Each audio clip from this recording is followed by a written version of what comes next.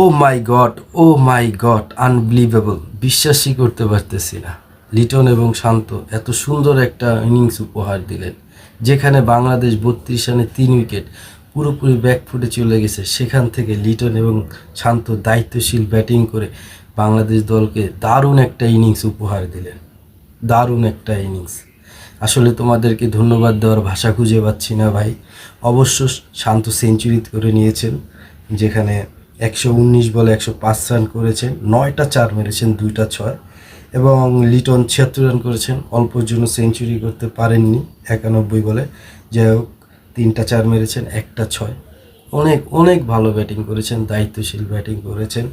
আসলে ভাই, তোমাদের নিয়ে অনেক সমালোচনা হয়, তোমরা আজকে সেই সমালোচনার জবাব দিলে। তোমাদের নিয়ে সমালোচনা শুনতে ভালো লাগে না ভাই, তোমরা তোমাদের পারফরমেন্সটাকে ধরে রাখো ভাই। যাই হোক, এই ম্যাচে কিন্তু তহিদ হৃদয় অনেক ভালো ব্যাটিং করেছে, মিরাজের কথাও বলতে হয়। তহিদ হৃদয় 29 বলে 33 রান করেছে, আর মেহেদী হাসান মিরাজ 18 বলে 22 রান করেছে। যাই হোক, অবশেষে বাংলাদেশ 265 রানের পুঁজি পেল 8 উইকেটে, যেখানে বাংলাদেশ পুরোপুরি ব্যাকফুটে। আমি প্রথমে খেলা দেখে হতাশ হয়ে গেলাম যে বাংলাদেশ কি করছে। এত সুন্দর একটা ম্যাচ, ভাইটাল একটা ম্যাচ, যেখানে বাংলাদেশ জিতবে, ব্যাটিং করবে দাপটের সাথে, আর সেখানে বাংলাদেশ হতাশ। কেন রে ভাই, এগুলো কি হচ্ছে? তো এর আগে আমি একটা ভিডিও করেছিলাম, যখন 32 রানে 3 উইকেট, তখন আমি বলেছিলাম যে এখন যদি শান্ত এবং লিটনের যদি একটা পার্টনারশিপ না হয় 30 থেকে 35 ওভার এবং রান করতে হবে, যদি না হয় তাহলে কিন্তু বাংলাদেশ আর ম্যাচটা জিতবে না।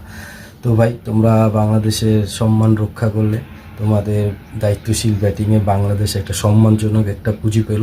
যদিও এই স্কোরটা নিউজিল্যান্ডের জন্য অবশ্যই একটা বড় স্কোর, অবশ্যই, কারণ আমার মনে হয় না তারা এই রানটা করতে পারবে। নিউজিল্যান্ড, বাংলাদেশ অবশ্যই জিতবে। যাই হোক, খেলাটা শেষ পর্যন্ত দেখা যাক কি হয়। ক্রিকেট অনিশ্চয়তার খেলা, কিছুই বলা যায় না। তো বাংলাদেশ টিমের জন্য শুভকামনা সবসময়। তো আল্লাহ হাফেজ।